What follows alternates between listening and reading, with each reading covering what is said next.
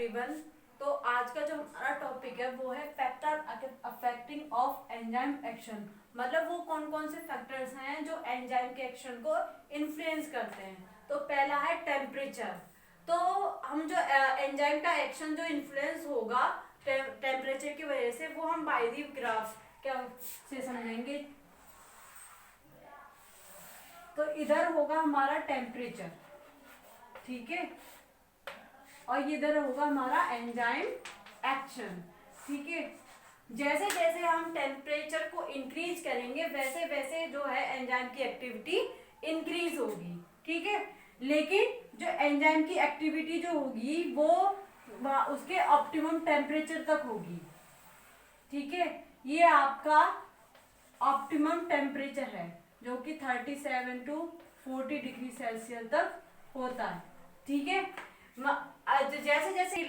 जैसे जैसे आप मतलब टेम्परेचर इंक्रीज करोगे वैसे वैसे जो एंजाइम की एक्टिविटी जो है वो इंक्रीज हो जाएगी, ठीक है। जिस टेम्परेचर पे या जिस पॉइंट पे आपकी एंजाइम एक्टिविटी मैक्सिमम होगी उसको हम बोलेंगे ऑप्टिमम टेम्परेचर। अगर हम एंजाइम की टेम्परेचर अगर हम इंक्रीज करते हैं या कम करते हैं या इंक्रीज करते हैं तो जो हमारा एंजाइम है वो डीनेचर्ड हो जाएगा या इनएक्टिव हो जाएगा, ठीक है।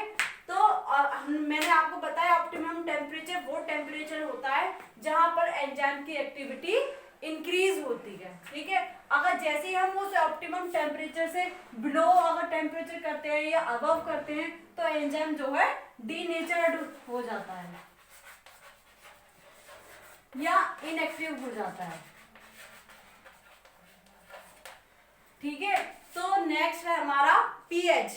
तो पीएच भी मतलब टेम्परेचर की तरह होता है। आपको पता है आपकी बॉडी में डिफरेंट डिफरेंट मीडियम है, ठीक है, जैसे कि एसिडिक मीडियम या बेसिक मीडियम। तो उसमें आपके कुछ जैसे कुछ एग्जाम्पल हैं जैसे कि पेप्सिन, ये आपका एसिडिक मीडियम में होता है, ठीक है।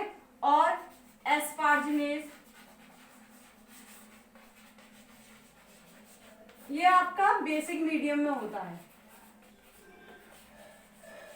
सो कहने का मतलब ये है कि आपका जो पीएच होता है एंजाइम का वो वेरीज होता है, डिफरेंट डिफरेंट होता है। मतलब हर एंजाइम का पर्टिकुलर अपना ऑप्टिमम पीएच होता है। तो इसका मतलब पीएच जैसे जैसे हम मतलब पीएच को इंक्रीज करेंगे वैसे वैसे आपकी जो एंजाइम की एक्टिविटी है वो वैसे ही इंक्रीज होगी, लेकिन कहाँ तक, जब तक कि उसकी ऑप्टिमम पीएच तक ना पहुंच जाए। ऑप्टिमम पीएच, अगर हम ऑप्टिमम पीएच से उसका पीएच लो करते हैं या कम करते हैं तो वो भी क्या डीनेचर्ड हो जाएंगे, ठीक है।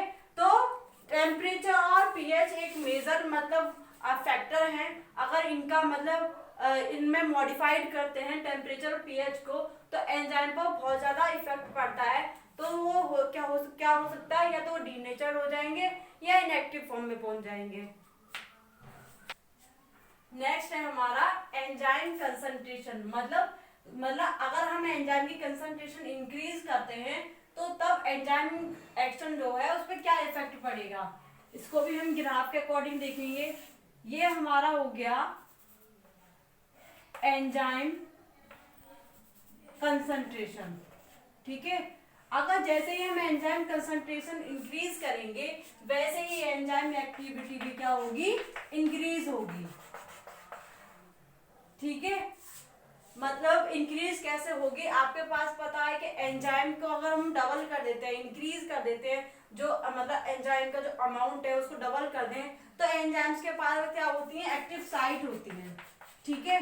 वो जितने भी सबस्ट्रेट है उनको क्या कर लेंगे, सैचुरेट कर लेंगे, उसको बाइंड अप कर देंगे, इसलिए वो जल्दी से उसको प्रोडक्ट में कन्वर्ट कर देंगे। इसीलिए मतलब ये एंजाइम कंसंट्रेशन इफेक्ट, मतलब अगर हम एंजाइम कंसंट्रेशन को इंक्रीज करेंगे वैसे ही एंजाइम एक्टिविटी क्या होगी, इंक्रीज होगी।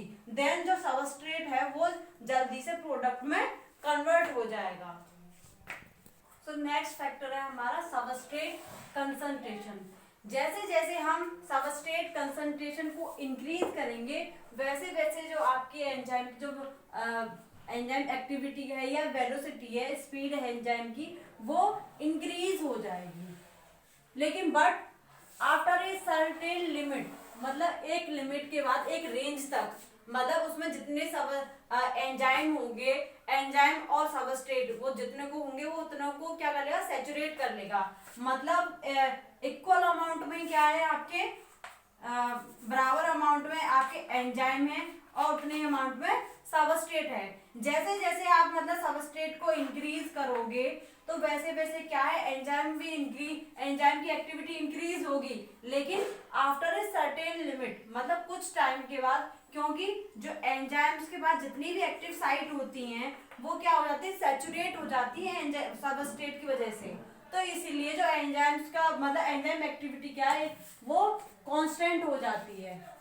क्या हो जाती है, कांस्टेंट हो जाती है। ठीक है, तो जब आपकी जो एंजाइम एक्टिविटी मतलब मैक्सिमम वेलोसिटी तक पहुंचती है, मतलब मैक्सिमम लिमिट तक पहुंचती है, तो उसको हम बोलते हैं वी मैक्स। क्या बोलते हैं, वी मैक्स, मतलब वेलोसिटी मैक्स।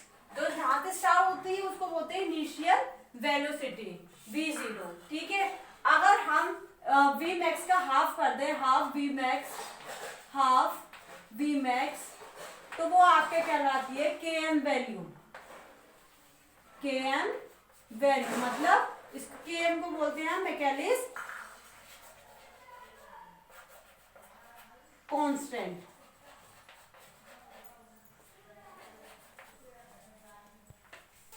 जो आपका मतलब सबस्ट्रेट कंसंट्रेशन इफेक्ट है, इसमें मैंने आपको बताया जैसे जैसे आप सबस्ट्रेट को इंक्रीज करोगे वैसे वैसे एंजाइम की एक्टिविटी क्या होगी, इंक्रीज होगी।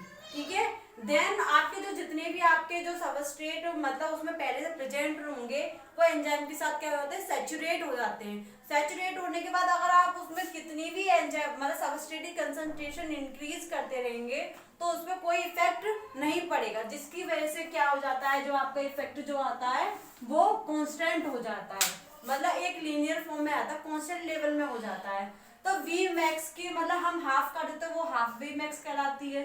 ठीक है, हाफ वी मैक्स को हम बोलते हैं मैकेनिक्स कांस्टेंट, मतलब km।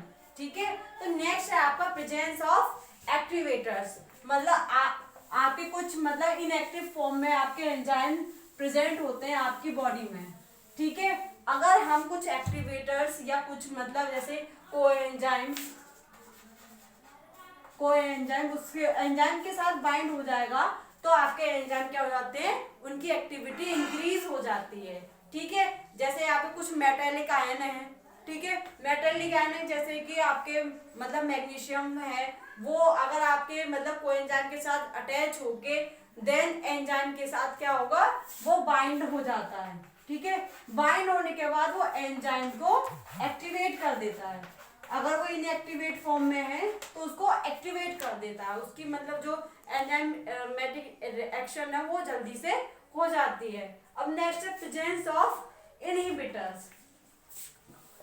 तो प्रेजेंस ऑफ इनहिबिटर्स, अगर आपके बॉडी में कोई मेटाबॉलिक प्रोसेस है या फिर जो बायोकेमिकल रिएक्शन होती है बाय दी एंजाइम, ठीक है, देन अगर वहां पे कोई आपके इनहिबिटर्स आपकी बॉडी में कोई मेटाबोलाइट्स हैं या फिर अदर कोई सबस्टेंस है, वो एंजाइम को इन्फ्लुएंस कर दे, मतलब उसकी एक्टिविटी को क्या कर दे, स्टॉप कर दे। ठीक है, मतलब वो फर्दर मतलब एंजाइम जो है एक्शन के लिए ना चला जाए, तो उसको वो मतलब किसकी वजह से होगा, प्रेजेंस ऑफ इनहिबिटर्स। तो जो आपकी प्रेजेंस ऑफ इनहिबिटर्स, तो मैंने आपको बताया इनहिबिटर्स मतलब वो सबस्टेंसेस जो आपके एंजाइम की एक्टिविटी को क्या कर दे, या तो उनको डिक्रीज कर दे, या मतलब एंजाइम को या डीनेचर्ड फॉर्म में कर दे, मतलब या उसको डिक्रीज कर दे, या फिर जो फर्दर उसकी रिएक्शन होती है उसको वहीं पे उसको रोक दे। ठीक है, जिसकी वजह से एंजाइम एक्टिविटी फर्दर आगे नहीं हो पाती है। तो ये हो गए हमारे factor affecting of enzyme action. और भी बहुत सारे हैं, जैसे प्रेजेंस ऑफ मतलब प्रोडक्ट कंसंट्रेशन, अगर उसमें अभी प्रोडक्ट की कंसंट्रेशन ज्यादा इंक्रीज हो जाएगी तो देन आपको जो एंजाइम है उसके ऊपर ही बहुत सारे इफेक्ट पड़ेगा। तो आपके ये क्या है, बहुत सारे फैक्टर्स हैं जो एंजाइम के एक्शन को इन्फ्लुएंस करते हैं। अब जैसे कि मैंने आपको बताया प्रेजेंस ऑफ एक्टिवेटर है, ठीक है, उसको मैंने बताया आपको प्रेजेंस ऑफ एक्टिवेटर मतलब अगर आपको कोई भी मॉलिक्यूल या ड्रग सब्सटेंसेस जो एंजाइम को या तो वो क्या कर दे उसकी एक्टिविटी को इंक्रीज कर दे या उसमें ऐसा कोई फंक्शनल ग्रुप प्रोवाइड कर दे जिससे क्या हो वो एंजाइम सबस्ट्रेट कॉम्प्लेक्स बन जाए और फर्दर वो कन्वर्ट हो जाए प्रोडक्ट में, ठीक है। देन हम बात करेंगे, ये तो बात हुई हमारी एक्टिवेटर की, अब बात करेंगे हम इनहिबिटर की, मतलब जो क्या है एंजाइम की एक्टिविटी को डिक्रीज करते हैं या स्टॉप कर देते हैं। जैसे एंजाइम या तो वो एंजाइम से बाइंड हो जाएगा, ठीक है, देन मतलब एंजाइम की एक्टिविटी को रोक देगा, या फिर वो एंजाइम सबस्ट्रेट कॉम्प्लेक्स के साथ बाइंड हो जाएगा, ठीक है, जिससे क्या है आगे फर्दर रिएक्शन नहीं हो पाती है, मतलब जो सबस्ट्रेट है वो प्रोडक्ट में मेटाबोलाइट नहीं हो पाता है।